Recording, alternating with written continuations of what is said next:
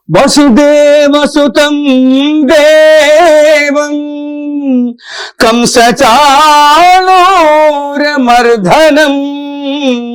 దేవకీ పరమానందం దేవకీ పరమానందం కృష్ణం వందే జగద్గురుం కృష్ణం వందే జగద్గురుం జగద్గురుం హరే కృష్ణ కృష్ణ కృష్ణ హరే హరే హరే కృష్ణ కృష్ణ కృష్ణ హరే హరే కృష్ణాయ వాసుదేవాయ హరయే పరమాత్మనే ప్రణతః క్లేశనాశాయ గోవిందాయ నమో నమః నమో నమః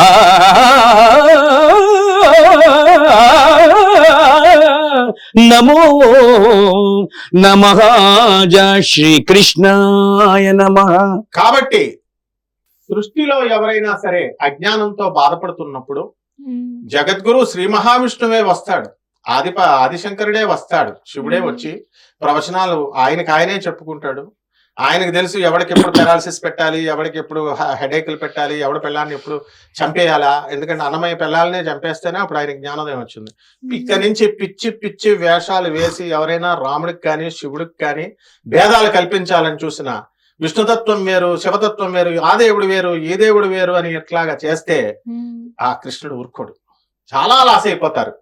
and I'm strictly warning all this idiots ఏంటంటే ఎట్టి పరిస్థితుల్లో కూడా భగవత్ తత్వం ఒకటే, అది బోధించండి చేతనైతే, లేకపోతే నోరు మూసుకొని ఇంట్లో కూర్చోండి.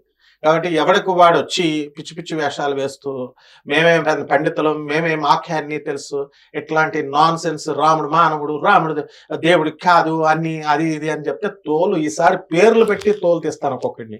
So this is the last warning to all the people who are discriminating the రామతత్వ అండ్ ద శివతత్వ. సో ఎట్టి పరిస్థితుల్లో కూడా I will file the cases against them and I will throw them into the court of law. It's a strict and final warning. కాబట్టి ఇప్పుడు నీకు అర్థమైంది ఏంటమ్మా చక్కగా చాందిని, దేవుడి తత్వం అంతా ఒకటే, రాముడు కృష్ణుడు శివుడు విష్ణువు ఇంకా ఇందాక ఏదో కుమారస్వామి అన్నావు నువ్వు, అందరూ ఒకటే. ఇప్పుడు అర్థమైపోయిందా? కాబట్టి ఎవరిని ఎవరు దీంట్లో కూడా పోటీ పడతారు, దీనికి అడ్డనామాలంటేనేమో శైవులు, నిలువు నామాలంటేనేమో విష్ణుమూర్తి. అంటే వీళ్ళు నామాలు పెట్టుకుంటారా అంటే అవతల వాళ్ళకి నామాలు పెడుతున్నారు ఇలా పిచ్చి పిచ్చి ప్రగల్భాలు పలుకుతూ. అందువలన అడ్డంగా ఒకటి పెడతాడు, నిలువుగా ఒకటి పెడతాడు అనమాట, డబ్బుల కోసం ఇదంతా. అందువలన కపటుల యొక్క కాపట్యాన్ని, ఆ యొక్క కలుషితాన్ని, ఆ యొక్క కపట తత్వాన్ని ఆదిశంకరులు ఎప్పుడో చెప్పారు. కాషాయ బట్టలు వేసినంత మాత్రాన వీడు నిజమైన సాధువు కాదు, 4 దైవుడు ప్రవచనాలు చెప్పినంత మాత్రాన వీడు నిజమైనటువంటి గురువు కాదు. అసలు గురువు ఎవరు? ఆది గురువు పరమేశ్వరుడు. జగద్గురు ఎవరు? శ్రీకృష్ణుడు. కృష్ణం వందే జగద్గురుం. కృష్ణం వందే జగద్గురుం. కృష్ణం వందే జగద్గురుం. శ్రీకృష్ణం వందే జగద్గురుం. సమస్త వేద సారం ఇతిహాస పురాణ వాంగ్మయం ఉపనిషత్ సారం శ్రీమద్ భగవద్గీత సారాంశం. వందే వందే కృష్ణం వందే వందే వందే కృష్ణం వందే జగద్గురుం. కృష్ణం వందే జగద్గురుం. కృష్ణం వందే జగద్గురుం. కృష్ణం వందే జగద్గురుం. హరే కృష్ణ. ఇదమ్మా కృష్ణతత్వం. అర్థమైపోయిందా డౌట్స్ అన్ని? ఇంకా ఏమైనా డౌట్స్ ఉన్నాయా? ఇంకేం డౌట్స్ లేవు. Thank you both of you, చాలా చక్కగా చెప్పారు మాకు వివరంగా. థ్యాంక్ యూ అమ్మా. Thank you very much.